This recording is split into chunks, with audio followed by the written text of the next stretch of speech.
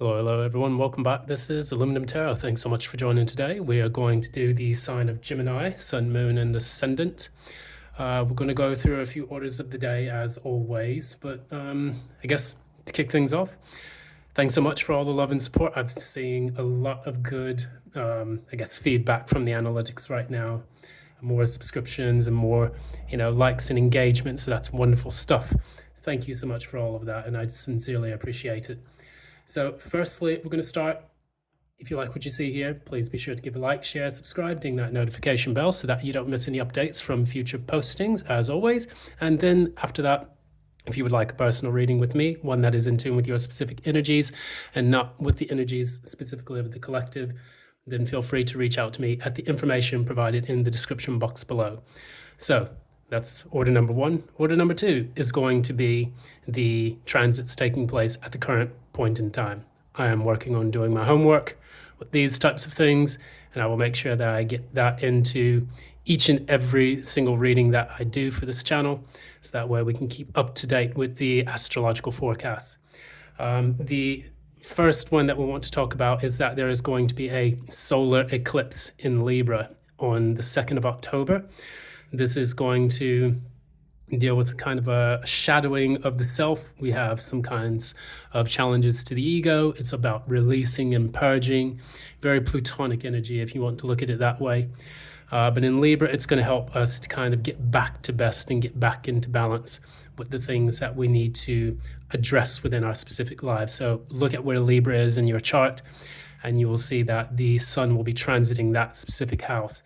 So whatever it is that it deals with, say, for example, it's in the third house, it could deal with neighbors, communication, and it can deal with, small kinds of travel, electronics, and so on. If it transits the, let's say, 10th house, it could deal with your career and your public image and your outward appearance to other people as far as, the legacy that you're trying to leave to them. So that's one thing. The next is that we have, now that Pluto is no longer stationary, it's going to start moving into Capricorn in direct mode. And that's going to take place on the 12th of October. So for that, what that really talks about is, we're no longer going to feel stagnant, but we're going to start feeling that slow churn, moving back into, certain things that Pluto wants to address in the house of Capricorn, which is basically about governments, societal, governments, economic structures, things of that nature, anything that deals with large institutions as well, career paths, things of that nature. So it's going to kind of lead to a death and rebirth kind of phase for all of that. You'll see some chaos unfolding, especially as it leads up to the elections on the 2nd of November when the United States goes to the polls. So brace yourself and hold on to your butts on that one. Next, we also have Mercury in Libra squaring Pluto, and what that's going to do, it's going to kind of make communication a little bit rough and rocky. Probably it's going to be some harsh words said. Some people may keep secrets more so when they communicate with other people. And then that is eventually going to move into Mercury into Scorpio, and that will also intensify that square. This takes place between the 12th and 13th of October. Mercury will be in Libra in October 12th, and then it's going to move into Mercury in Scorpio, if I'm not mistaken, on the 13th of October. So lots of chaos and things happening. There's lots of Plutonic energy circulating in the heavens at this particular moment. We then have Sun opposite Chiron, which is going to take place on October 14th. So in the middle of this month, there's a lot of transits taking place. We have the 12th and 13th, the 14th. There's another one on the 17th, which I'll explain. But when we deal with Sun and Chiron, this talks about how people deal with their reoccurring wounds and things that they need to kind of address with childhood wounds, things of that nature, because when we look at the mythology of it, Chiron was basically a centaur, very skilled master of many things, including martial arts, healing, sagacity, things of that nature, being knowledgeable, being wise about things. It receives a poison arrow, which then gives it a mortal wound, which he cannot heal himself. So even though he's able to apply these powers to other people, he cannot apply it to himself. And then the wound becomes such a burden to him that he sacrifices himself and becomes the centaur. If I'm not mistaken, it's like a centaur constellation in the sky, based on Greek mythology. And so what this does is this is kind of a reminder to us to address the old wounds that attack our very essence, our very vitality. Sun opposition Chiron is very, very powerful. I have Sun conjunct Chiron, which can wreak havoc in my own life, and it oftentimes readdresses old wounds that keep coming up, especially related to work, because my Sun in Chiron in whole house sign is in the 6th house. So dealing with that, we then go into Neptune and Pisces. That's still ongoing, making everything a bit murky. A lot of people probably feel that, they're not really sure where things are going in their life, and they can be a bit aimless or directionless. But this is going to be a slow moving transit going throughout the signs. And then after that, the big one, full moon in Aries on the 17th of October. So this is going to be a cumulative point where we then start to take decisive action. Things start to move forward after this.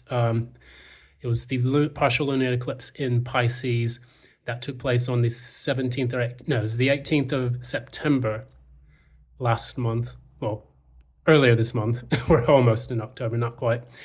And then that's going to kind of give us a bit of a push away from that stagnant, kind of pensive or, penitent energy that we've been stuck in for quite some bit of time. Less about the emotions. Now we're all about taking action. So that said, we're going to get into the sign reading for Gemini, Sun, Moon, Rising. I will be taking the Wild Unknown Tarot deck, clarifying with the Nightmare Before Christmas, and then we'll pull an oracle message from the Moonology deck. I'm going to concentrate this time so that way I can direct my energies towards getting the cards correctly.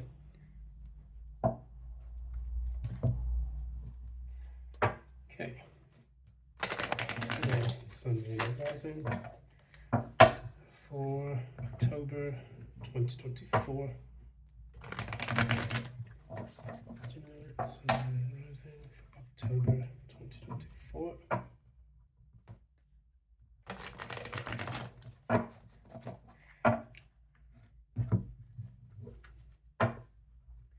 Gemini, Sun, Moon, Rising for October 2024.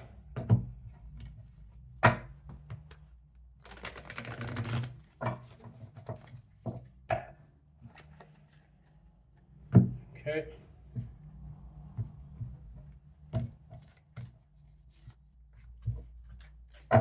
Go. So, Gemini's current energy.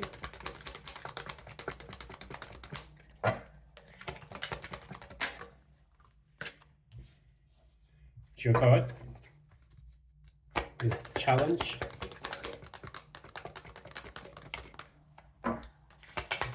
Challenge for Gemini. 7 of Pentacles. Recent past.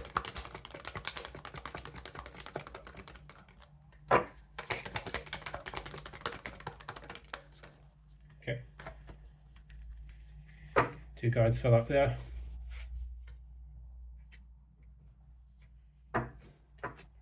And the near future.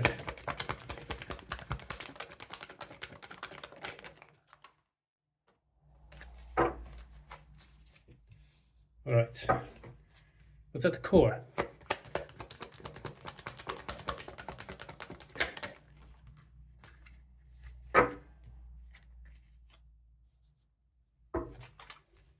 What's at the crown?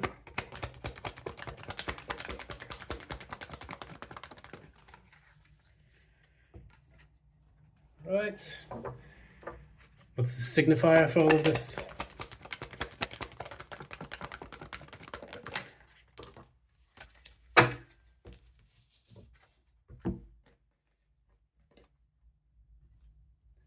And finally, what is the outcome?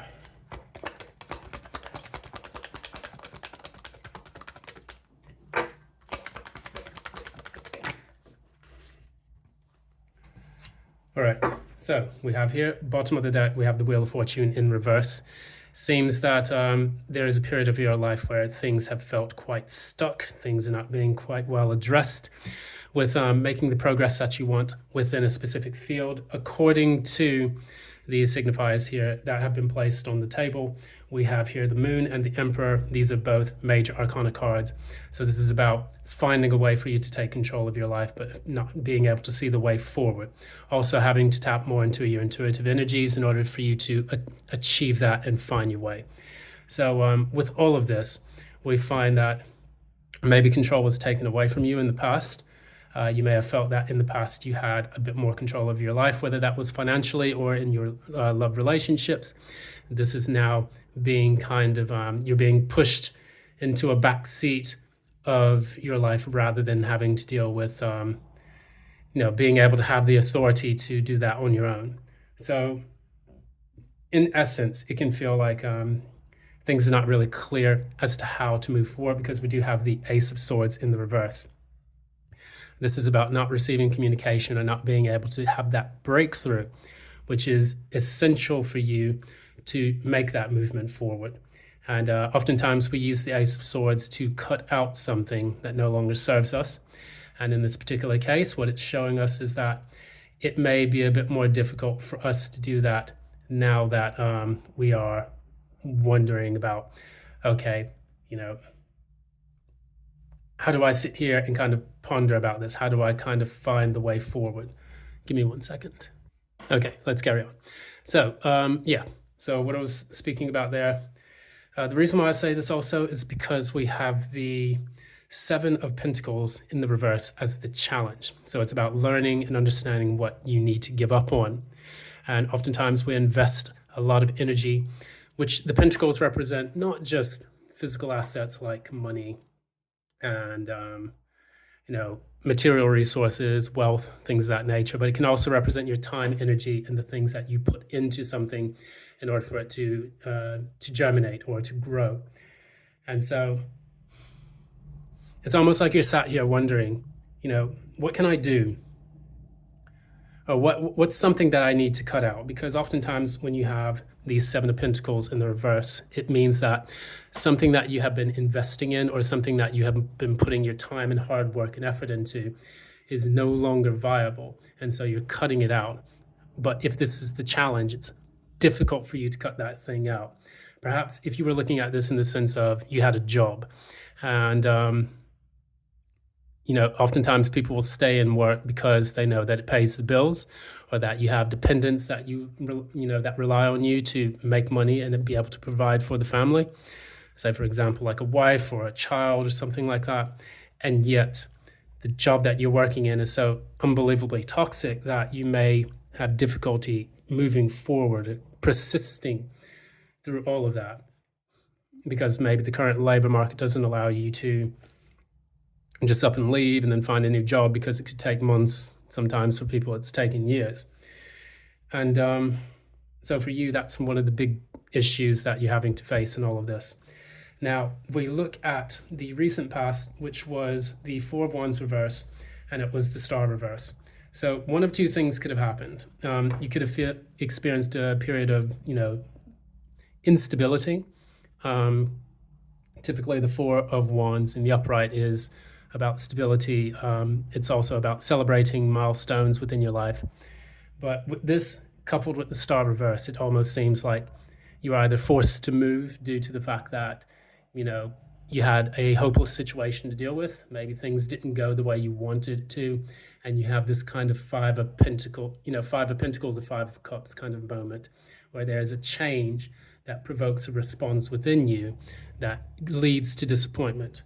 So I'm going to clarify this briefly.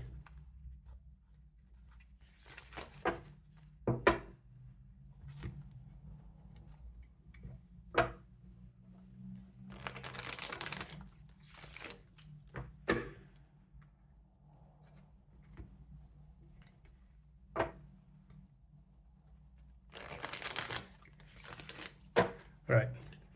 So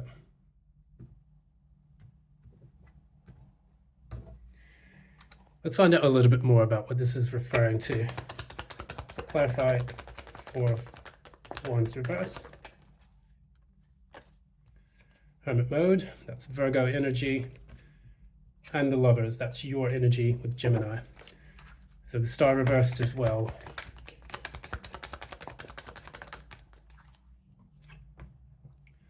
Eight of Cups reversed. So we do have more of that energy that talks about not being able to walk away from something for whatever reason that is possible.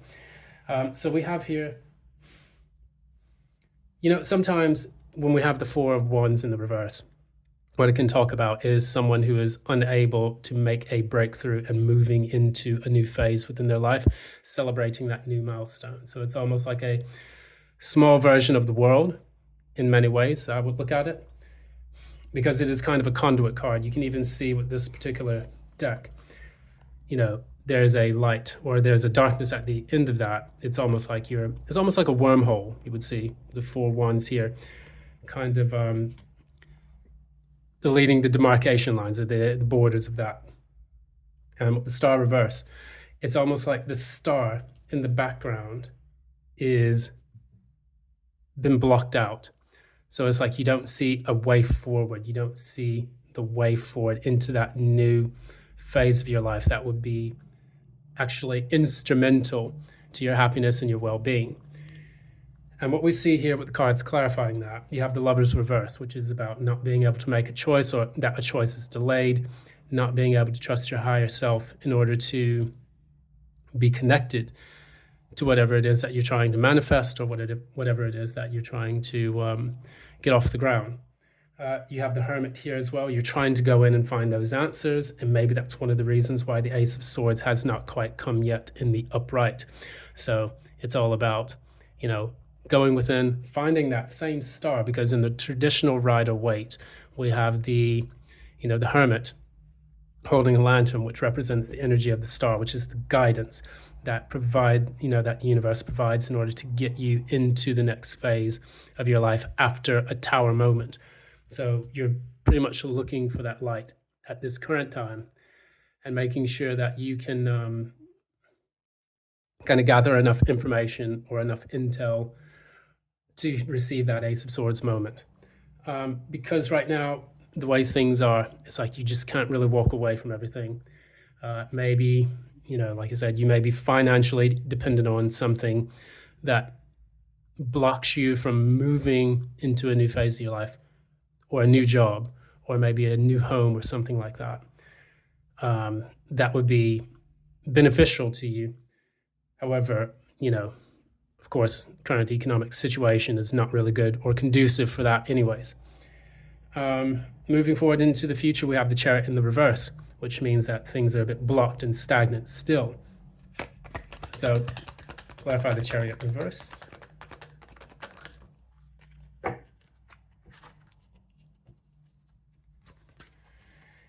All right, so the Chariot reverse. So the way I normally read it is I read it algorithmically.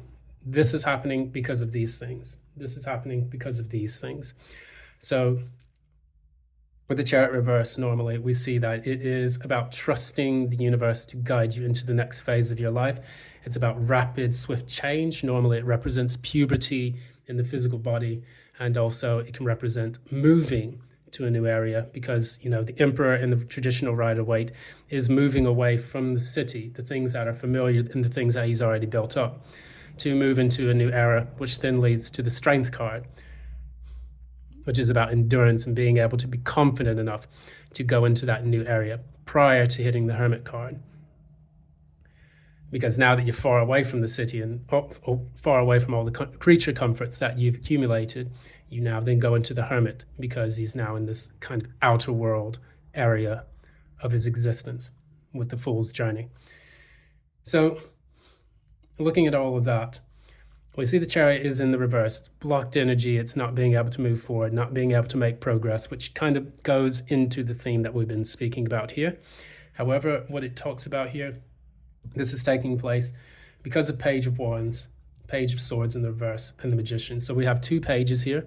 One is fire, one is air. And the thing is that you're trying to still gather that information on how to make that new start. The Page of Wands can be, an exciting new journey, something that you want to engage in. And you can let me know in the comments below exactly what this is or what it relates to in your specific life. I think it's important that, I get feedback from people, because the energies are just simply energies, but they will manifest differently because everyone's charts are different. So you may be focusing on a job. Other people may be focusing on relationships. Other people may be focusing on, having a child, and so on and so on. We then see the magician here, and the magician is also about manifesting things using your available resources. So say, for example, you wanted to start your own business, and you realize that the business that you were, trying to get off the ground required a bit more capital, or a bit more resources. Maybe you were trying to get a storefront, and they raised the rents, and now you have to find a new place in a new neighborhood where you were attached to one neighborhood, and without that stability in the rent prices, you have to move to a neighborhood further out where you may not receive the business or the neighbors that you wanted. So with the Page of Swords in the reverse, it can be about not communicating, or being a bit harsh with communication sometimes too. So it's almost like I'm getting the energy that you feel like you're kicking yourself for having things the way they are now, or potentially that you could just be gathering information and just kind of spying but not taking any decisive action, which could lead into the Ace of Swords in the reverse, because we do have the Page of Swords in the reverse as well. However, with the Page of Wands in the upright, you are excited and ready for that new journey and that new adventure. However, with everything showing, stagnant energy, the main thing that you have to do is wait for that breakthrough, or to receive that breakthrough that would allow you to move forward. So we move on to what's at the core. Why is all of this happening? The Queen of Swords in the reverse, and then the Seven of Cups in the reverse. It's I'm getting more and more about mental confusion. I don't necessarily see the Queen of Swords in the reverse as being always like a really bitchy character, or a very difficult character to deal with, or someone who's brutally honest. It could be someone that was ruthless or brutally honest with you to hurt your feelings, which then left you in kind of, a bit of a funk, indicated by the Seven of Cups in the reverse. But I see this more as getting clarity on what it is that you want and what you're trying to do. However, with the Queen of Swords in the reverse, her head is in the clouds. Normally, in the Queen of Swords upright, her head is her head is above the clouds, and she's able to see through all of the dross. But now she's buried directly into it until that dross passes. And I remember reading for another sign, I think this week, where I was talking about many things had not quite cleared out, like the fog had not lifted completely.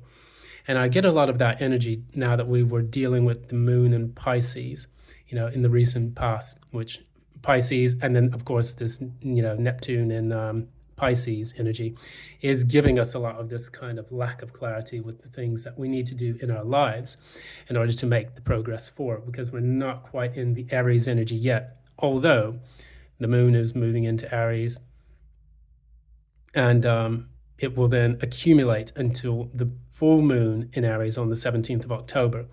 This gives us the opportunity to finally make those decisive actions that are needed.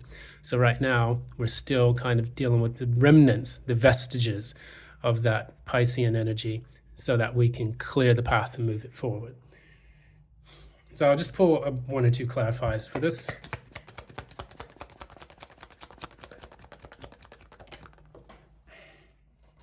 Okay. So I got here Three of Swords in the reverse.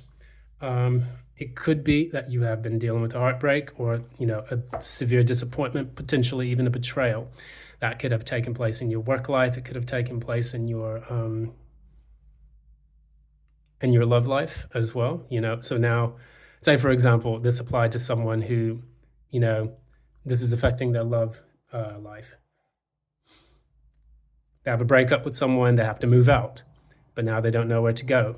And so now they have all of these things they have to consider. Should I move to a new city? Should I move to a new country, a new state, a new province? This is going to make it a bit more difficult for them to get the clarity until it comes to them or until the opportunity presents themselves. But you may be on limited time or limited resources. So in this particular situation, the Three of Swords actually indicates that you're trying to get over the heartbreak, heal, but additionally, get over the betrayal as well, not just in the mind, but also in your surrounding circumstances, because you are now being faced with a lot of, changes within your life which require these limited resources. Because why I say that is because you have the Ten of Pentacles at the very top, which is what is known, what is consciously known. Clarify the Ten of Pentacles.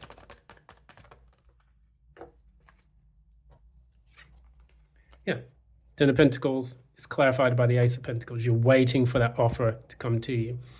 So you know that if you receive a new job, if you receive that, contract for a new office, you receive maybe the money to help you to move into a new place, things of that nature. This will then lead you to more long-term fulfillment financially, because then once this clears, then you can get all the other things off the ground. You can start working from home. You can start,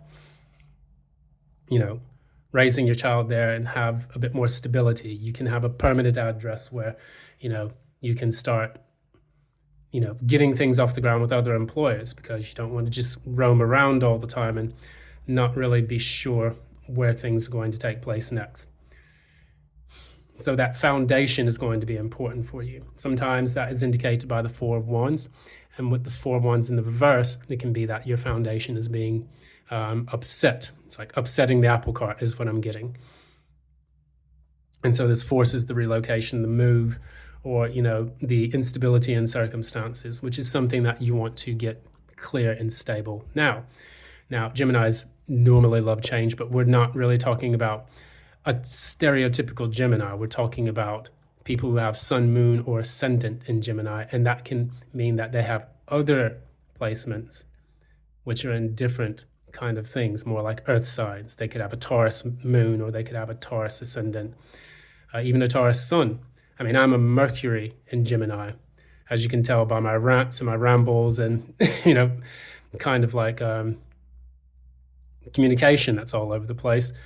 But I'm a Taurus sun and Virgo moon, so it's more earth in that particular format. Looking at this, though, we do have two Gemini cards. We have the Ace of Swords. In the reverse, we have the Lovers, Page of Swords. We then also have the Lovers in the reverse here. So, yeah. Sorry, this is the Magician and then the Lovers reverse. So there's a lot of Gemini energy here, a lot of pensive thinking about what's going to take place next. And the thing is, you don't want to over-intellectualize the actions that you need to take. If the obstacle for you is simply figuring out what to do next by finding out what to cut out, then it is incumbent upon you to make that decision. So finally, we move into the Two of Wands, which is the outcome of all of this for October. Clarify the Two of Wands.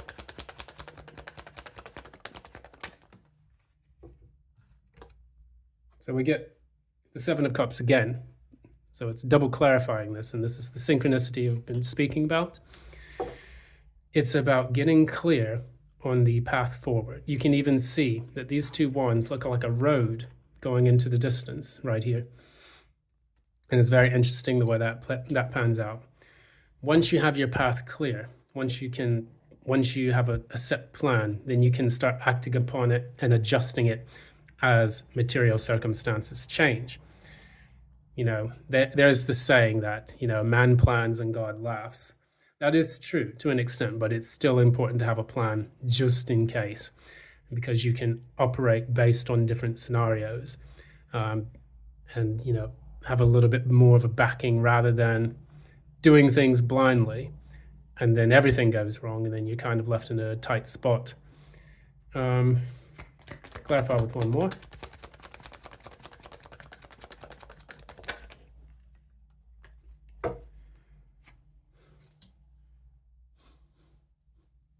Yeah, it's indicating that the cycle is not quite yet complete with you, Gemini. In order for you to close out that cycle, it's going to be important for you to plan. So these say, this is happening because of these reasons. You're now in planning mode because you didn't clear out the cycle from the past. And also you have the, you're trying to get clear on the best options to take, because with the Seven of Cups, they're all about options, choices. Sometimes it can be about confusion. Sometimes it can be about, kind of daydreaming what it is that you want to do. In the reverse, you're no longer daydreaming. You've chosen or selected an option, and that's going to help you to close out that cycle eventually. So that's basically it. We're going to go ahead and pull an oracle card. That way we can get some guidance.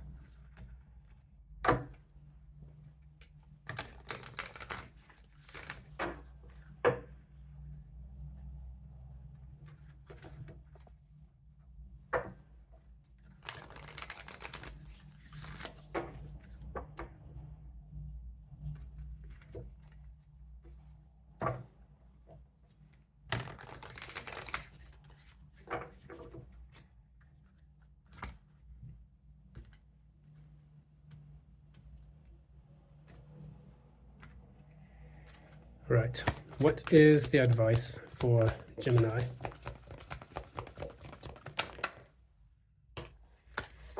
So we have confidence is the key to your success, and that is the new moon in Leo. So this is about a new phase in your life taking place, allowing you to be confident and strong enough to face all of the rest of the challenges within your life. It's like that one missing piece of the puzzle that you need to fall into place, and that will then again help you to have a healthier ego, not feeling like you lack the confidence in order to do things that you enjoy, that make you feel fulfillment or complete. I think, and here we have at the bottom of the deck, communication is key, new moon in Gemini. So that also kind of goes into this. Communicate with yourself, find that plan, shape it out, outline it, and then after that, you'll have something that you can actually go on, because you could even see these as train tracks. In order for you to move forward, you're going to need to lay the foundation and the tracks that will help you to move into the actual new territory of your life. So, yeah, that's pretty much it. Thanks so much again. This has been Aluminum Tarot. I really appreciate reading for you, and I hope that this has been helpful. If you like what you see here, please be sure to give a like, share, subscribe, ding that notification bell, comment below on what you think's going on in your life and how this may apply to you if it resonates. And then additionally, if you would like a personal reading with me, one that is in tune with your specific energies and not the energies of the collective, feel free to reach out to me in the information provided in the description box below.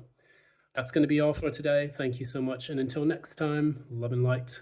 Bye now.